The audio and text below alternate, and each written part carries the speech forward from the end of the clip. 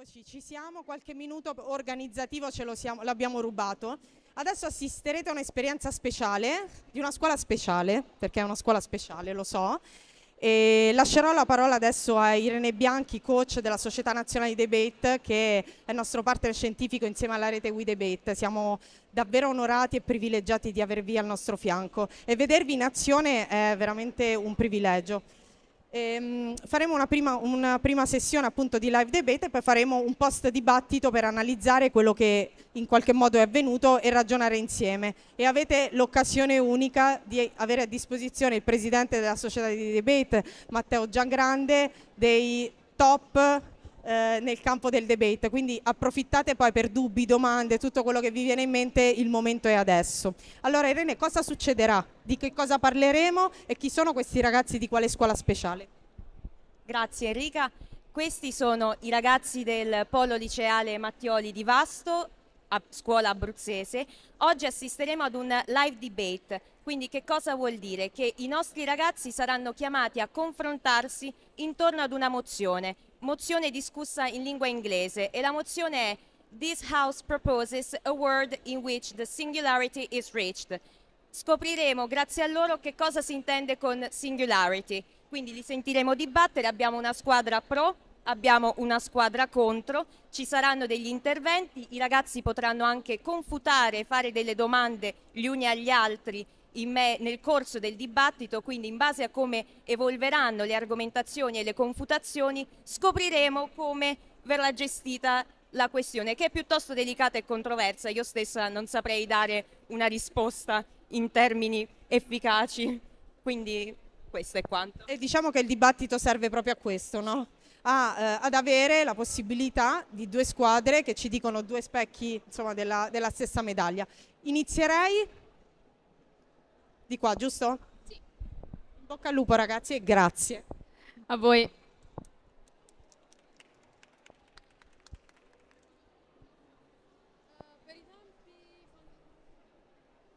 Per i tempi fate voi?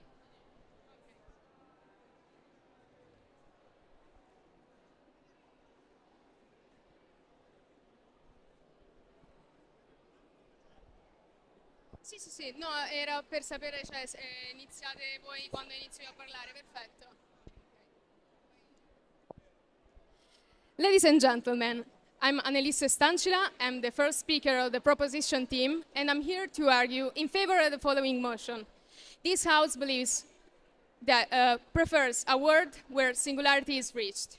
Now, before diving into our debate, I'd like to discuss the definition of the key term of today's motion, which is singularity. Singularity, as defined by thinkers like Bernard Vinge and Ray Kurzweil, sorry for the pronunciation, I'm trying my best, is the point where AI surpasses human cognitive abilities, leading to profound changes in society. Now, the question that we are all asking ourselves is, how would a world where singularity is reached look like? Well, it will see AI surpass human limits, and that will lead to exponential technological growth. Moreover, AI will take over complex decision-making, thus transforming governance, ethics, and human roles in unpredictable ways. Nowadays, human governance is limited by many factors such as political, social, and bureaucratic barriers. In a singularity world, AI will innovate autonomously. Therefore, power will be partially shifted from human institutions to AI systems. And we believe that a world where singularity is reached is preferable. And we believe so based on the following three main criteria, which are efficiency in solving global problems, technological progress, and improved human wellness. Our team line is based on three main points. I'm going to discuss the first one, and the second speaker will discuss the second and third one, and they are: first, AI autonomy in solving global challenges outweighs the risk of losing ethical control.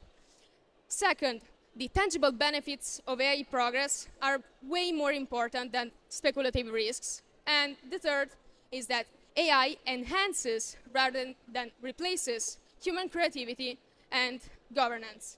Now, let's dive into our first point. It is divided into two branches. The first one demonstrates how AI is more capable in solving global challenges than humans, and the second one addresses concerns regarding the possibility of losing ethical control on powerful AI systems. Now, AI systems can process vast amount of data with a speed and a scale which are far better and beyond human capabilities. And there are many examples on how AI has surpassed humans in many fields, such as climate forecasting. AI is more accurate and faster in predicting environmental changes than traditional methods. Another example, in California, AI is used in managing wildfire because it is more able in making predictions and allocating resources more efficiently. And how to forget about the benefits of AI in healthcare? Now, AI is by far more precise than humans in diagnostics, especially in high-risk situations like breast cancer. And it helps making to faster and more accurate treatments.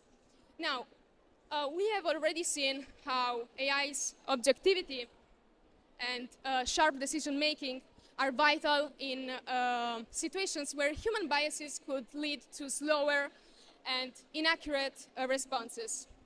Additionally, AI scalability and speed give it an edge over slow bureaucratic governance.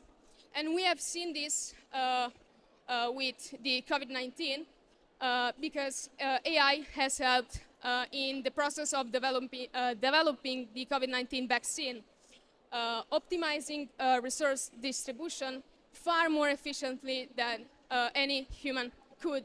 And while human governance was struggling with issues such as vaccine equity, AI instead ensured a streamlined process, proving it can handle crises faster and better than humans. Now, getting to the second point of our argument about the ethical concerns about singularity. We believe that ethical control can be maintained to programming safeguards. In fact, AI systems can be coded with strict constraints to prevent unethical actions. We have examples of AIs that are coded this way. For example, Tesla's autopilot system, which is provided. Davvero? Assurdo. Va bene. Posso concludere? Ok. In conclusion, we demonstrated how AI can solve global challenges more efficiently than human governance, and that singularity is not only an option, is the best future for all of us. Thank you.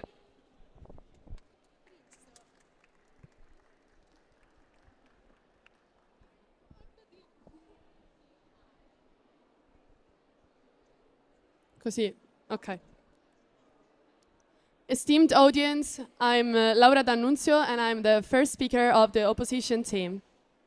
We oppose the motion. This house prefers a world in which singularity is reached. Singularity, where AI surpasses human intelligence and evolves autonomously, poses significant risks.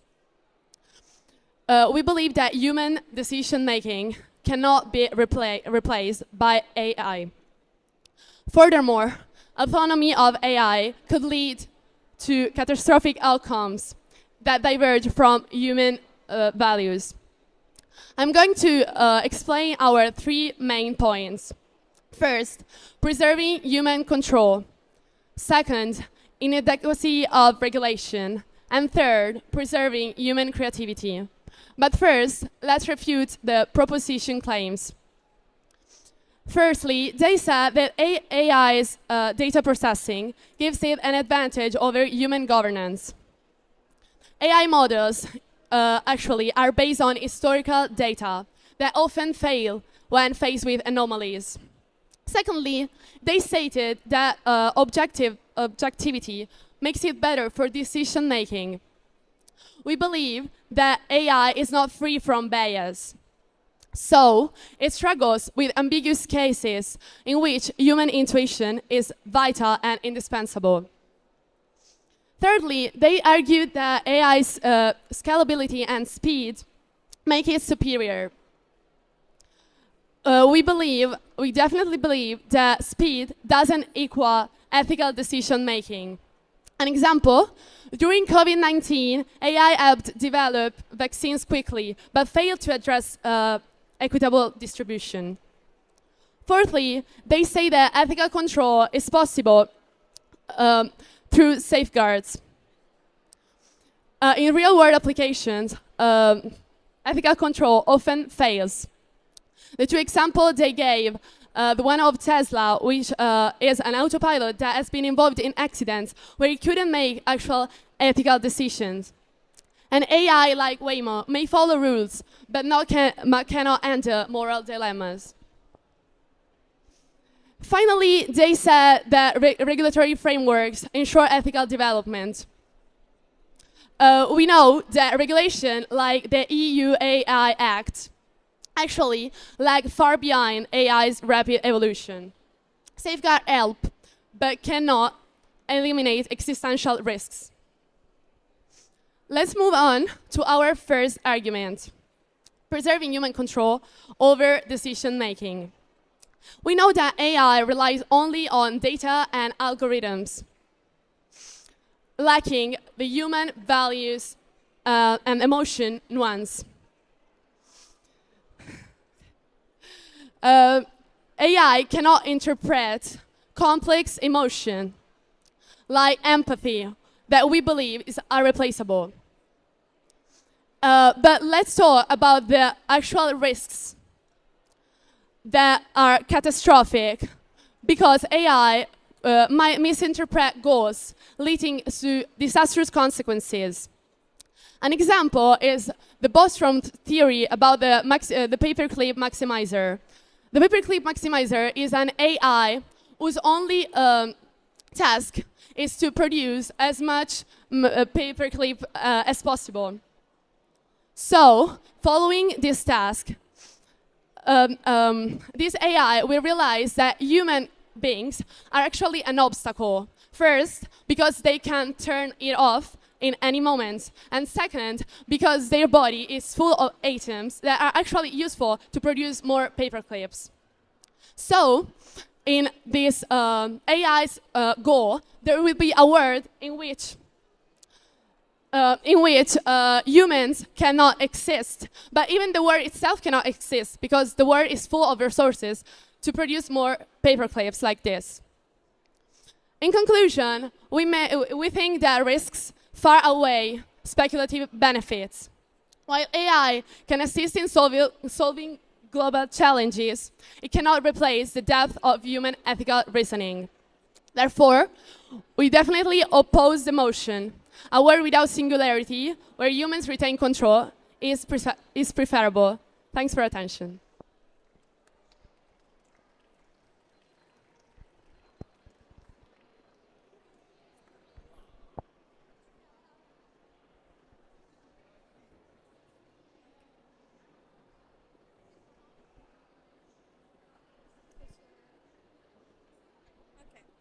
Ladies and gentlemen, I'm Anna Maria Luciano, and I'm the second speaker of the proposition team. I stand in the support of the motion. This House prefers a world in which singularity is reached. Before presenting our second and third argument, let me address some of the refutation. The opposition AI claims that AI efficiency is limited by data quality. This overlooks AI ability to self-learn and adapt in real time. AI-driven wildfire management in California, for instance, continuously improved through real-time data, processing far surpassing human capabilities. They argue AI reproduces biases from training data. However, modern AI engage bias recognition techniques. like fairness, aware learning, correcting biases better than humans. IBM Watson has significantly reduced diagnosis error in healthcare, providing AI can mitigate human biases. Finally, they argue AI speed doesn't ensure ethical decision making. Citing vaccine distribution during COVID-19, this issue lies in governance, not in AI. AI successfully accelerated vaccine development and optimized logistics. Failures in distribution obviously is human-led. Obviously, AI cannot bring COVID vaccine into your house. It's human-led. The opposition claims AI cannot replicate human decision making rooted in ethic and culture. Yet AI systems mitigate ethical framework through fairness-aware algorithm and human-in-the-loop algorithm, mimicking ethical process in healthcare. AI systems like IBM Watson aid in culturally and ethically sensitive decision making. They also warn of catastrophic outcome like a pay-per-click maximizer scenario. This is unrealistic and speculative. AI is subject to a lot of oversight and safeguards. As seen is the autonomous driving system like Tesla, as they said. Tesla autopilot, which have reduced the accident risk compared to human drivers. Our second argument emphasized the clear, tangible benefits of AI, far outweighing the risks. AI efficiently solved complex, large-scale problems. AI-driven climate forecasting model significantly improve accuracy and speed, enhances crisis preparedness, and reduce allocation, allowing quick responses to natural disaster. AI boosts human productivity and innovation. As automation in industries like manufacturing and finance reduce errors, enabling human to innovate industries and transforming those industries in order to have a lot more things. AI breakthrough in healthcare and life savings. DeepMind's AlphaFold has revolutionized drug discovery by accelerating the understanding of protein folding, cutting years off the development of life-saving treatments. Our third argument highlights how AI enhances human creativity and governance. AI creativity, how? AI creativity by automating routine tasks, freeing mental space for humans to innovate. As I said before, tools like Adobe Sensei Assist, a designer in layout generation, and basic process, allowing more time for creative exploration. AI improved decision making and productivity. In various sectors, in offices, AI automates administrative tasks, allowing workers to focus on strategic decision, improving governance and innovation.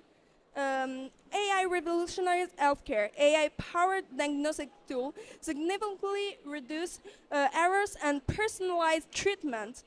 DeepMind's AlphaFold shows how AI is delivering real improvements in healthcare. Saving lives and advancing medical production and medical science. In conclusion, AI offers tangible benefits in healthcare, creativity, innovation. And with that, I conclude my speech.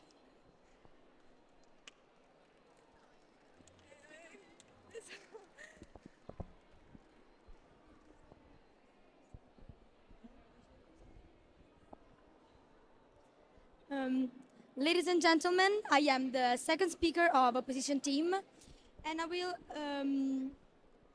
we strongly reject the motion. This House proposes a world where singularity is reached.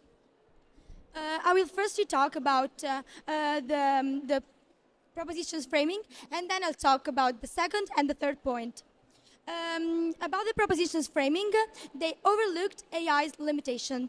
and underestimated the value of human creativity and ethical decision making. We talked about the ethical decision making in the first point that my teammate has talked about, and the Bostrom's experiment.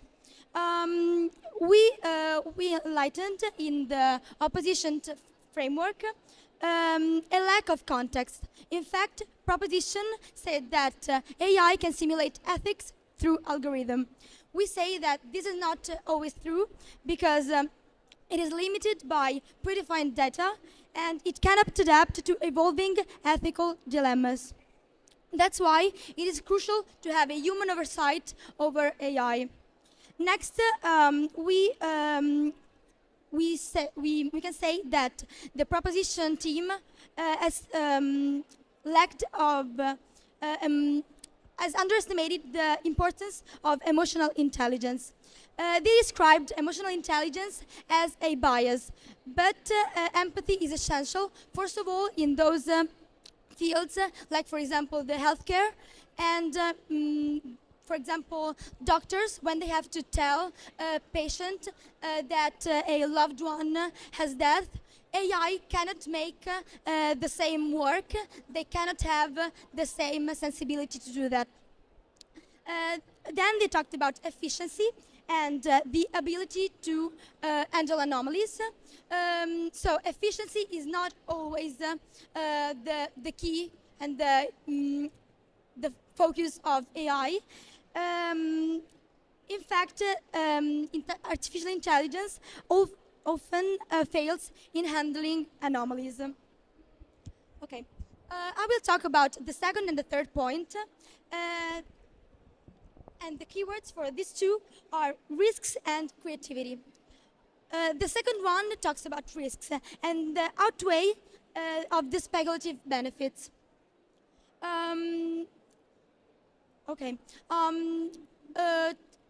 When we talk about risks, we have to talk about the autonomy of artificial intelligence, because we know that artificial intelligence often goes over humans' work, so it's crucial for humans to have a sight on it. Its autonomy can often lead to misaligned goals, and if the AI's objectives are different, they can stop the humanity from evolving. They have to work in a parallel way, and this wouldn't be possible in a world where AI guides everything. So the risks. So we have to. In this type of world, we can't underestimate the risks of a conflict between humans and AI. Now we'll talk about the third point, that is about creativity. As we know, in this century, creativity is really what makes us humans. In fact, together with empathy and ethical governance, we have to make those functions preserved. AI cannot grasp human experiences. In fact, it is unfit for moral reasonings. Neuroscience confirms that emotions activate brain areas linked to creative thinking. This process is already unknown by us humans, and it would be incredibly difficult for a machine to learn how to make this type of connections that often rely to the irrational world.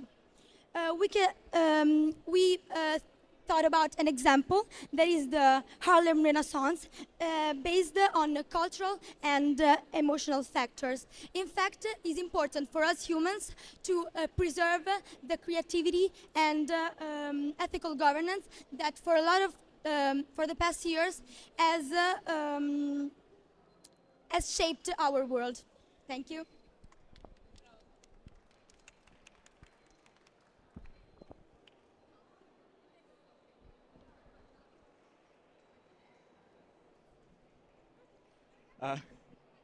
So, ladies and gentlemen, esteemed judges, I am Alexandro Baptiste, and I will be the third speaker for the proposition team.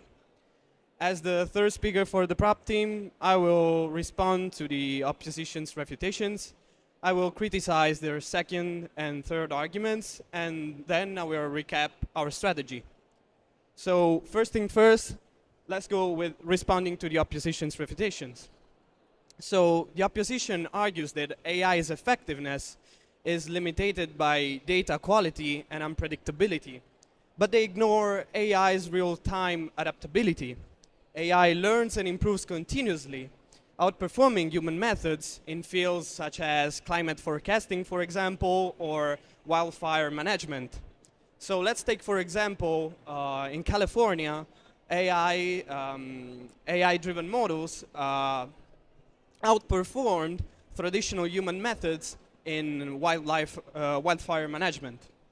Then the opposition claims that AI lacks emotional depth, but this overlooks how AI enhances creativity by automating routine tasks, allowing the humans to focus on a higher order thinking. Creativity also is not just about emotion, it also involves data analysis and pattern recognition, in which AI excels. So for example, tools like Adobe Sensei can help push the creative boundaries. Then the opposition suggests AI cannot replace human doctors in complex cases, but AI's role is to complement, not to replace, human doctors. AI improves diagnostic accuracy and accelerate breakthroughs in areas such as drug research, for example. Let's take, for example, AlphaFold that has revolutionized protein folding strictly by using AI-driven models. Now, I will go to the refutation, and I will start with their second argument, which is the risks, AI risks outweigh the benefits. So the opposition's concern about goal misalignment and autonomous systems are merely speculative. AI development is guided by ethical standards and extensive testing to minimize risks. AI systems are governed by strict human oversight, especially in defense, where autonomous systems follow human commands. The notion of recursive self-improvement is also unrealistic, given current technological and regulatory frameworks. So, for example, comparing AI development to the Manhattan Project or CRISP ignores the ethical and regulatory frameworks that are in place today, which prevent such catastrophic outcomes. Now, going to their third argument, which is human activity and ethical governance. So for creativity, AI enhances human creativity, as said before, by automating some tasks, providing insights that complement rather than replace human creativity. And as I said before, AI-driven tools such as Adobe Sensei can help push creative boundaries. Then going to ethical governance, the opposition argues that AI cannot replace human decision-making, but AI works along human oversight, augmenting decision-making while leaving moral choices to the humans. Now I will recap the props team strategy, which is subdivided in 3 main points. The first one is AI solves global challenges more effectively. So AI outperforms human governance in critical areas like, for example, critical climate modeling, as said before, and healthcare. The second point is the benefits of AI progress are tangible. AI innovation in healthcare and productivity outweigh its speculative risks. And then at last, AI enhances rather than replaces human capacities. AI complements creativity and governance, allowing humans to focus on higher degree thinking. In conclusion, we think that AI is a transformative tool that will improve society. The benefits of singularity far outweigh its risks. Thank you.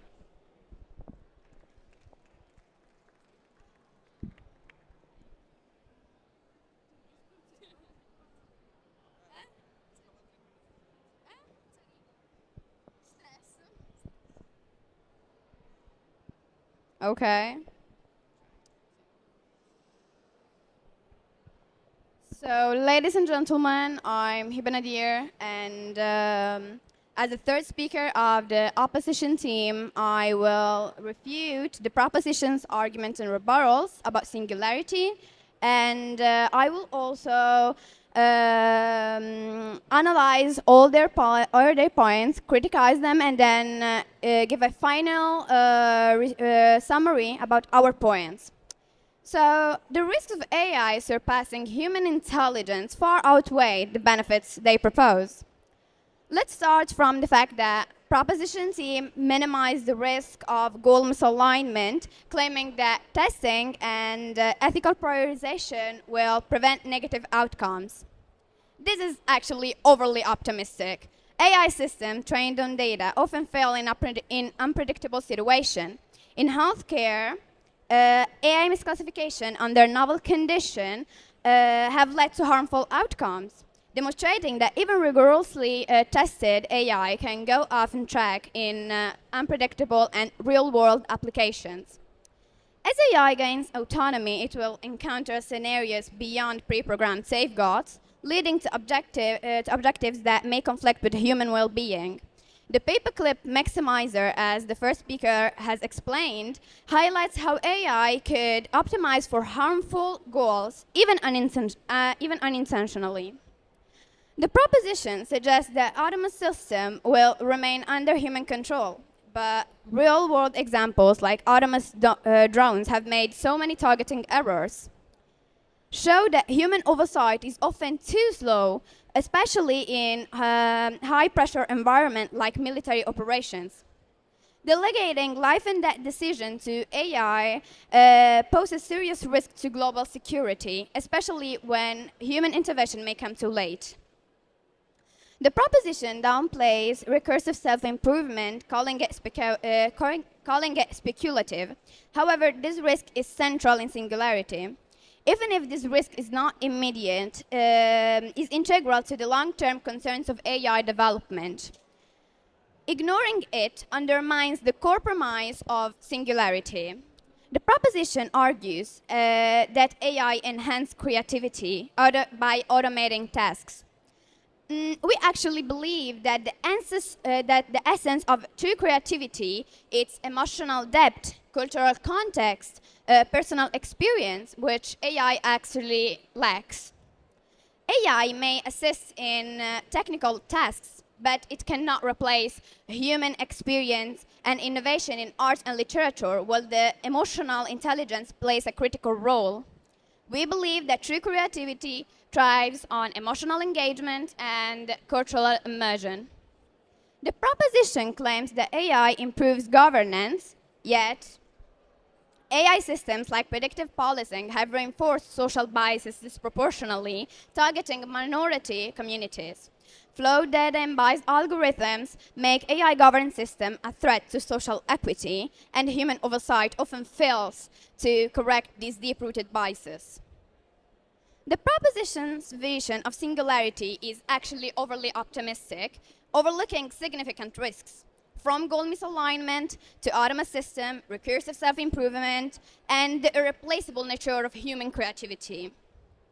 And dangers far outweigh the speculative benefits.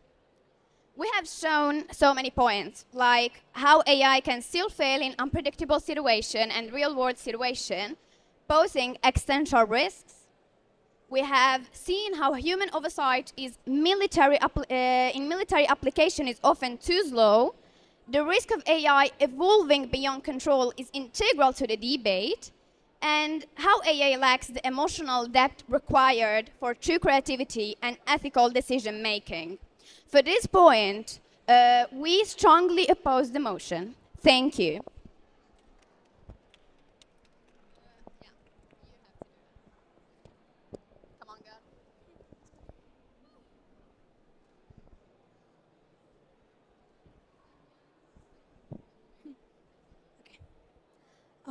Ladies and gentlemen, I'm Sofia Eduardo, and I'm going to do the reply speech of the opposition team.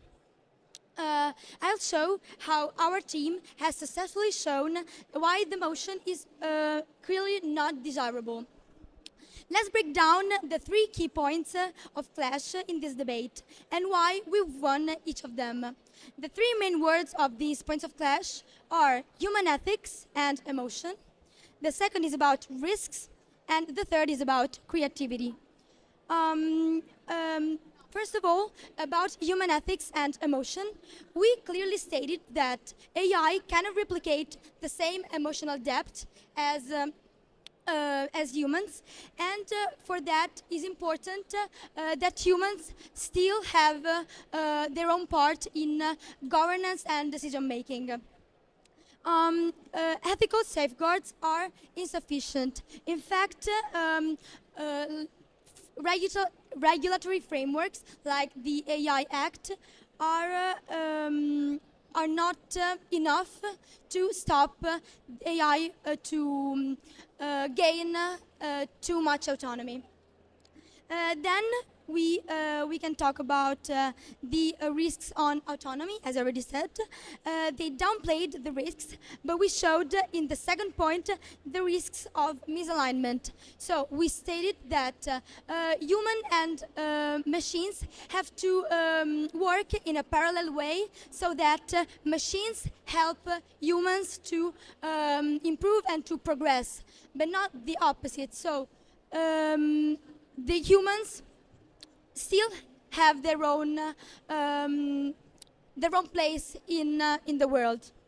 That's why creativity is important. Creativity, along with empathy and ethics. Proposition team said that artificial intelligence enhances creativity by, for example, giving inspirations, but we think that the only way for humans to enhance their creativity is from emotion and culture. We did the example of the Harlem Renaissance, where we had the blossoming of arts, thanks to the emotion. I want to conclude saying that AI cannot replace human ethics, and a world with cyborgs and machines would not be better than ours. Thank you.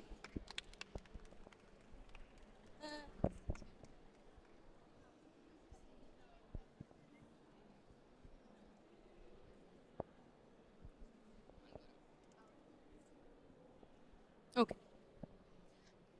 In this reply speech, I'll break down for you the 3 main key points of clash and why our team has won each of them. The points of clash of today's debate have been about, first, AI's efficiency in addressing global challenges, second, the risks of AI autonomy, and third, AI's capability of enhancing creativity and governance. First, about AI's efficiency in addressing global challenges. We showed that AI can process vast amount of data, making it far more effective than human governance in many areas. The opposition argued that AI is limited by data quality, but we proved that modern AI adapts and self-learns in real time how to overcome these limitations. Second, the risk of AI autonomy.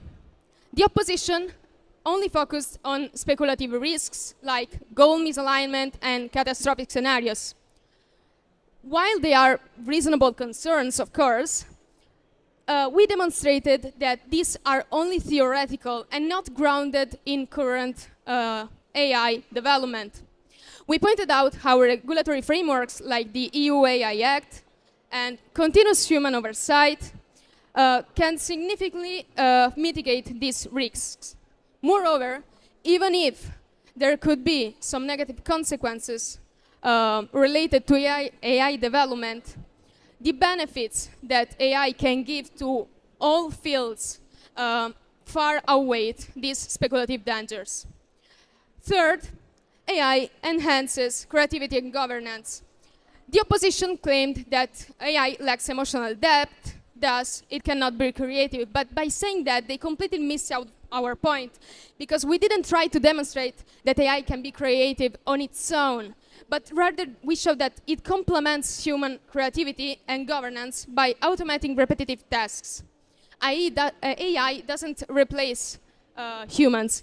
It works alongside them, improving efficiency and reducing biases.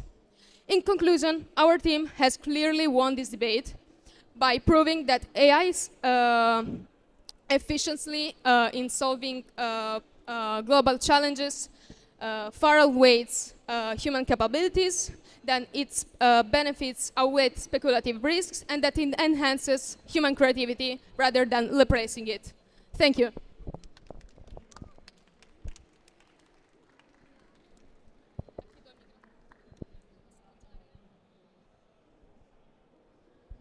Grazie ragazze, ragazzi. Allora, vi dico che mentre ero lì, voi stavate parlando e una persona mi ha fermato e mi ha detto: ma sono italiani? Quindi secondo me già dice tutto. Avete fatto un dibattito, chiamo qua Irene, abbiamo qualche minuto soltanto per restituire un po' quello che è successo. Avete fatto un dibattito, alle loro spalle c'era Camelot for Debate, che io ero nel ruolo di cronometrista e registravo tutte le varie attività che loro hanno fatto, quindi c'era tutta la gestione dei timer, a fine dibattito quindi ci sono anche tutte le informazioni relative al fatto se qualcuno ha fatto domande o meno, eccetera. Abbiamo dato invece per giocare insomma come giudice al presidente della Società Nazionale di Debate, che ha utilizzato invece la vista giudice, perché ovviamente il software permette di avere una vista osservatori, una vista giudice, una vista speaker, eccetera, eccetera. Ed è il supporto a questa attività, perché nel momento in cui finisci il dibattito è tutto registrato e puoi andare ad analizzare. Andando avanti, poi oggi non abbiamo il tempo di vederlo, ma nelle altre sessioni lo mostriamo, ci sono tutte poi le registrazioni anche delle valutazioni, la scheda finale, eccetera, eccetera. Quindi consente tutto il percorso. Io ti lascio la parola davvero per qualche minuto, soltanto perché secondo me questo livello di eccellenza è incredibile, ragazzi, e siete un esempio potentissimo per tanti studenti. Abbiamo registrato e faremo in modo che arrivi a tutti gli studenti, più studenti possibili, perché siete veramente, secondo me, una spinta motivazionale enorme al miglioramento, no? All'eccellenza. Però magari tu che hai tanta esperienza, che avete raggiunto questo livello così alto, perché è così potente e importante il debate per loro, per le loro competenze e all'interno di come metodologia scolastica? Sì, la bellezza del debate sta nell'approfondire lo spirito critico. I ragazzi si sono preparati discutendo loro stessi la mozione, ma in forma di brainstorming all'inizio, evidenziando in forma non strutturata i pro e i contro, e attraverso la metodologia del debate ci si formulano delle domande, perché per affrontare una mozione di questo tipo bisogna avere ben chiare le domande, le definizioni innanzitutto, perché per poter dibattere sulla cosiddetta singularity bisogna aver ben chiaro che cosa sia. Sono necessari degli esempi, perché soltanto attraverso l'individuazione di esempi si può aver ben chiaro quali sono gli aspetti positivi e negativi dell'uso della intelligenza artificiale. E una volta che si hanno ben chiare le domande, si possono formulare delle risposte, allora il discorso comincia ad essere meglio strutturato, meglio organizzato. I ragazzi ovviamente si sono allenati, ci sono state diverse sessioni di preparazione, avete visto che avevano degli appunti, si sono confrontati, non ci sono stati interventi, non ci sono stati i cosiddetti points of information, ma questo vuol dire che entrambe le squadre hanno riconosciuto la validità delle osservazioni della squadra avversaria, e questo è un metodo che loro interiorizzano e si portano dietro non solo nell'ambito curricolare, perché io parlo da docente di lettere e vedo che poi questi ragazzi adottano questo sistema anche quando devono affrontare un testo argomentativo, per dire, quindi quando devono dibattere in generale un qualsiasi argomento, ma interiorizzano questo sistema anche al di fuori della scuola, perché riescono ad affrontare criticamente qualsiasi problematica e sviluppa anche l'empatia, perché sono costretti ad adottare il punto di vista avversario, tra virgolette, per poter esprimere un parere fondato e oggettivo, fondamentalmente. Io invito Marco Cossigliolo, presidente della Società Nazionale di Debate, che con la vista giudici ha giocato un po' così a dare una valutazione. Che restituzione puoi dare, ragazzi? Sei, diciamo, guarda come ti guardano. Vabbè, come ho votato l'hanno già visto, immagino, no? Quindi Allora, la motivazione fondamentale della vittoria che ho assegnato, seppur in questo ambiente un po' rumoroso dove confesso che certe cose non sono riuscito a seguirle, ma perché l'orecchio a un certo punto veniva tirato via da altri rumori, è sostanzialmente l'impianto confutatorio sviluppato meglio dalla squadra pro. Se dal punto di vista delle argomentazioni, pur con questo formato ridotto, che insomma so benissimo che vi ha messo a dura prova, perché quando una persona è abituata ad avere 8 minuti di tempo diventa difficile tornare indietro ai 5. Se l'impianto argomentativo era sostanzialmente equivalente, i punti di scontro a riguardo delle argomentazioni erano sostanzialmente pari, la squadra pro, scusate, soprattutto con il terzo speaker, a cui facciamo un applauso, ha portato confutazioni più puntuali di quanto non abbia fatto la squadra contro, ma sono veramente sottigliezze. Chi fa dibattito da un po' di tempo sa che i dibattiti si vincono sui dettagli, soprattutto quando le squadre sono sostanzialmente equivalenti, e in questo ambito qualche dettaglio in più io l'ho visto dalla squadra pro, soprattutto a riguardo del punto di scontro sulla creatività. È stato quello che a mio avviso ha deciso questo dibattito.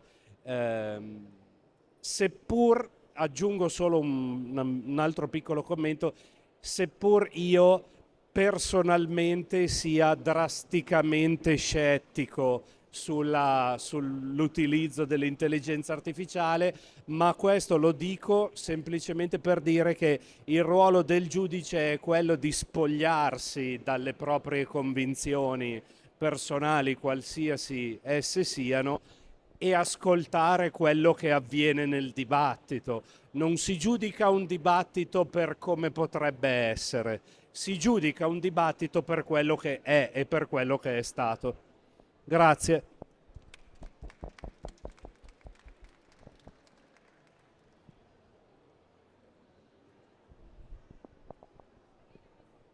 No, ho una curiosità, diciamo, per i ragazzi, magari per tutti. Cioè, quanto il dibattito, questo, è stato tipo gestione dell'imprevedibile, cioè quanto io posso essere preparato a confutare una cosa dell'altro. Cioè, quando voi parlavate sembrava a un certo punto che quasi conosceste quello che stavano per dire, no? Ecco, allora quanto bisogna sviluppare invece la capacità si parlava, no, di ascolto attivo, e quindi quanto avete gestito l'imprevedibile rispetto a quello che avevate già in testa perché avevate preparato? Terzo speaker, ti ho fatto fare l'applauso, adesso devi rispondere tu. Allora, sicuramente quello che è importante è un ascolto attivo, perché tramite l'ascolto attivo si riesce molto spesso a coniugare quelle che sono le proprie idee su ciò che potrebbe dire l'altro con quello che effettivamente dice, a meno che queste non siano ovviamente drasticamente opposte. Però su temi del genere, diciamo che le opzioni degli argomenti dell'altra squadra sono piuttosto limitate, e quindi l'avere in mente già uno schema e un qualcosa che possa avere un senso e che possa avvenire realmente, credo sia fondamentale appunto nella poi realizzazione del dibattito.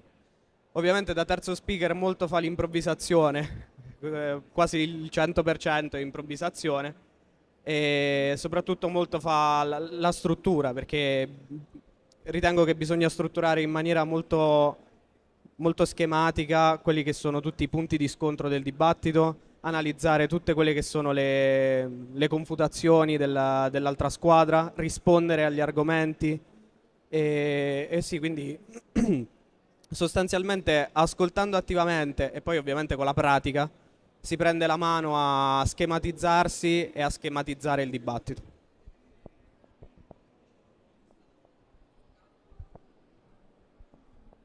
Quindi in questo caso specifico il tuo intervento, diciamo, è stato più del 50% preparato rispetto a ascolto attivo. In altri casi invece poi magari è il contrario, cioè dipende.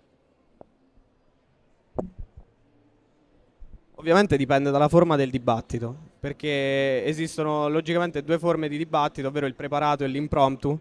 E nell'impromptu la parte strutturale preparatoria, diciamo, è quasi zero, perché sono temi in cui si ha poco tempo per pensare a quello che c'è da dire come squadra, figuriamoci a quello che potrebbe dire l'altra squadra. Dunque fondamentale in quel caso è appunto l'ascolto attivo e la capacità di riuscire ad analizzare in tempo reale quello che viene detto dall'altra squadra, in particolare magari dal primo o dal secondo speaker. Grazie mille ragazzi. Adesso passiamo subito alla prossima sessione. Quando volete noi siamo a disposizione, anche per le prossime attività.